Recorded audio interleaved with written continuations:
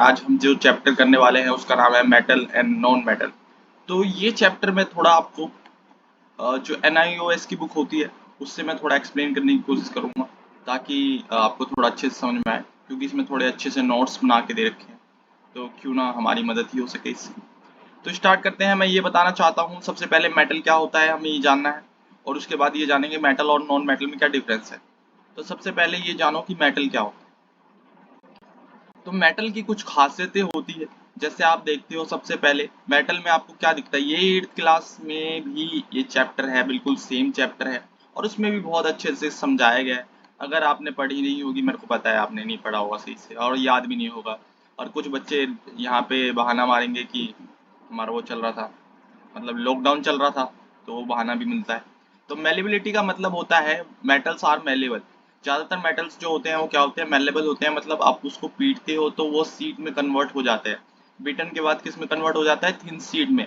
लेकिन जो non metal होता है वो कैन नेथर बी क्रिएटेड इन मैनेबल, वो कभी भी थिन सीड में कन्वर्ट नहीं होता है।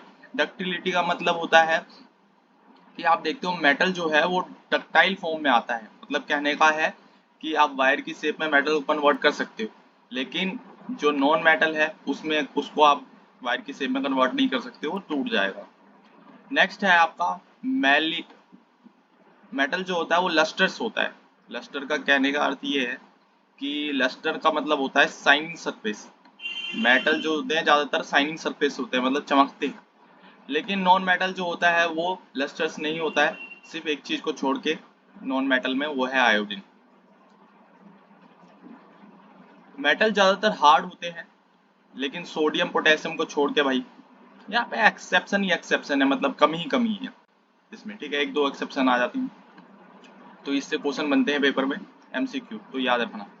हार्ड होता है लेकिन किसको छोड़ के, आपका सोडियम पोटेशियम और इसको छोड़ के। यहाँ पे ये मरकरी भी लिखा हुआ है, ठीक है। मरकरी भी मतलब हार्ड नहीं होता, सॉफ्ट होता है, रूम टेम्परेचर पे पिघल जाता है, आपने बचपन में भी पढ़ा होगा ये चीजें। फिर आपका क्या है कि डायमंड तो नॉन मेटल है, लेकिन ये सॉफ्ट क्यों नहीं है भाई, ये हार्ड कैसे है। दुनिया का सबसे हार्ड ऑब्जेक्ट आपका क्या है, यही है। तो ऐसा भी होता है। फिर फिजिकल स्टेट देख लो आप, कि सॉलिड होता है, लिक्विड होता है। सॉलिड लिक्विड गैस ये तीनों फॉर्म में पाए जाते हैं नॉन मेटल, और ये सिर्फ सॉलिड लिक्विड दो फॉर्म में पाए जाते हैं। सोनोरस ये प्रोड्यूस करता है साउंड। मेटल साउंड प्रोड्यूस करता है, आप उस पर कभी भी मतलब टन टन बजाओगे तो वो साउंड प्रोड्यूस करेगा, लेकिन नॉन मेटल नहीं करता है। इसकी डेंसिटी हाई होती है, इसकी लो होती है। डेंसिटी का मतलब हो गया यहाँ पे, डेंसिटी का मतलब आपको मैं अगर बताऊं तो कहने का मतलब है मेटल जो होता है उसके पार्टिकल्स पास पास होते हैं, ठीक है। तो ये डेंसिटी क्या हो गई, ये डेंसिटी हो गई हाई। कहने का मतलब है आपके यहाँ पे अगर कोई झुग्गी हो तो वहाँ पे एक ही जगह पे कितने सारे लोग रहते हैं, तो उसे कहते हैं हाई डेंसिटी। लो डेंसिटी हो गया जैसे गांव का इलाका, गांव में एक घर दूर होता है, एक घर लंदन में होता है, एक घर कहीं और होता है, तो ये हो गई लो डेंसिटी, क्योंकि यहाँ पे क्या है, घनत्वाग कम है। कहने का मतलब डेंसिटी कम है, क्यों, क्योंकि लोग थोड़े दूर दूर बैठे हुए हैं, मतलब एरिया वाइज डेंसिटी कैप्चर है, मतलब कि इतना बड़ा एरिया है तो इसमें लोग जो है वो दूर दूर बैठ रहे हैं या पास पास हैं। अगर पास पास हैं तो मतलब क्या है कि डेंसिटी क्या है, ज़्यादा है, और दूर दूर है तो डेंसिटी कम है। ऐसे ही मेटल्स के और नॉन मेटल में भी हम समझ सकते हैं कि मेटल के अंदर जो पार्टिकल्स होते हैं वो पास पास होते हैं, और उनमें फोर्स ज़्यादा होता है, इसीलिए तोड़ने में मुश्किल होती है हमें। मेटल को इसलिए आसानी से नहीं तोड़ा जा सकता क्योंकि उसके अंदर का जो फोर्स है वो बहुत ज़्यादा है, किसके मुकाबले, नॉन मेटल के मुकाबले, ठीक है।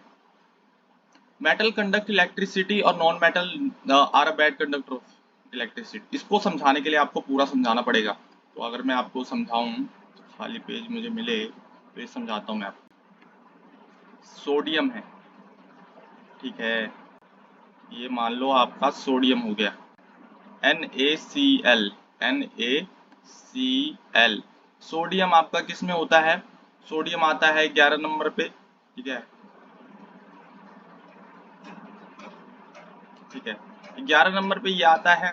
तो पहले वाले में 2 हो गए, दूसरे वाले में 8 हो गए, और लास्ट में कितना बच गया आपका, एक। क्लोराइन आता है 17 नंबर पे, पहले वाले में 2 हो गए, दूसरे वाले में 8 हो गए, कितना हो गया, 10 हो गया, 7 आ गया लास्ट वाले में, ठीक है।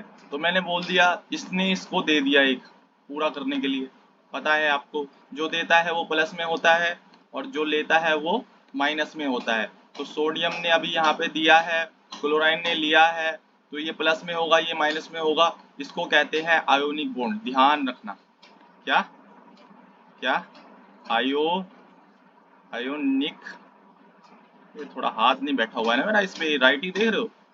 बातों पे जाओ, फीलिंग दे, स्पेलिंग पे मत जाओ, यहाँ पे कुछ समझ में नहीं आएगा आपको। मेरी बातों पे जाओ। आयोनिक बॉन्ड क्या होता है? आयोनिक बॉन्ड होता है जब नेगेटिव और पॉजिटिव का इन दोनों के साथ बॉन्ड बनता है, तो इसको हम क्या कहते हैं? आयोनिक बॉन्ड कहते हैं। आयोनिक बॉन्ड में से ही बिजली पास करता है। क्यों पास करता है? क्योंकि यहाँ पे पॉजिटिव भी है और नेगेटिव भी है। अगर आपको मैं अगर सर्किट दिखाऊं एक, तो यहाँ पे मैंने लगा दिया एक वायर, ये लगा दिया बैटरी।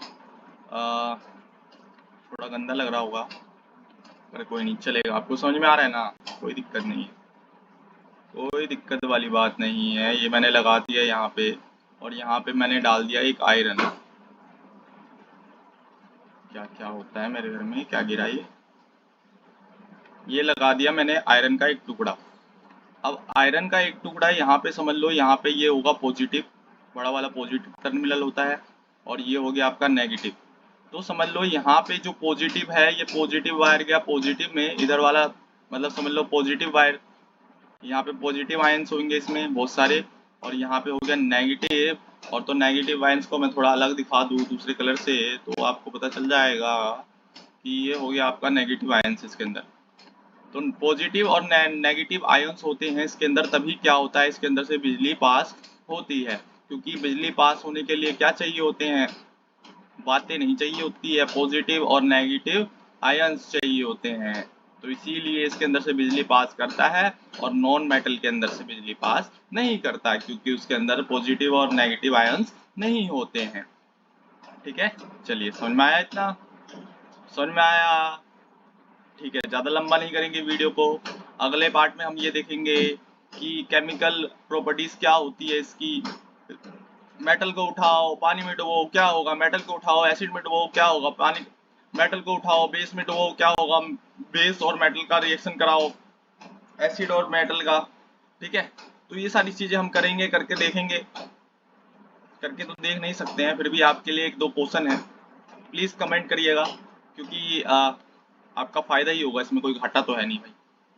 ये 2 सेकंड में कमेंट कर लेते हो, अभी बात करने के लिए कह दे तो अपनी शाखाओं से इतनी एक एक घंटे बात कर लोगे, लेकिन एक कमेंट नहीं कर सकते।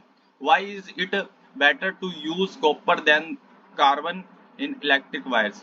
इलेक्ट्रिक वायर जो होता है उसमें कार्बन को क्यों यूज नहीं करते हैं कॉपर के मुकाबले? कॉपर को क्यों यूज करते हैं? तो कॉपर एक मेटल है, कार्बन एक नॉन मेटल है। फिर आपको मैंने बता ही दिया इसके अंदर कैसे होता है, एक पॉजिटिव होता है एक नेगेटिव होता है इसके अंदर। लेकिन कार्बन जो है, कार्बन के आखिरी में 4 बचता है, और ये कोवेलेंट बॉन्ड बनाता है। कोवेलेंट बॉन्ड में आयोनिक्स नहीं होते हैं, आयंस नहीं होते हैं, आयंस नहीं होते हैं, तो क्या बिजली भी पास नहीं होगी? भाई आयंस लाओ तो बिजली पास होगी, आयंस नहीं है तो बिजली पास नहीं होगी, बात खत्म यहीं पे। कुछ चीजें समझ में नहीं आई हैं, कुछ अगर आपको दिक्कत हो रही है तो प्लीज़ कमेंट करिए, मैं और अच्छी करने की कोशिश करूँगा। लेकिन भाई कमेंट करिए प्लीज़, ठीक है? और चैनल को सब्सक्राइब करना ना भूलिए, ज़्यादा से ज़्यादा हो सके शेयर करिए, ताकि मैं ऐसी मज़ेदार वीडियो और बनाता रहूँ, और आपका 10th का सिलेबस पूरा करता रहूँ, और आपको कहीं ना कहीं 99% लाता रहूँ। Thank you.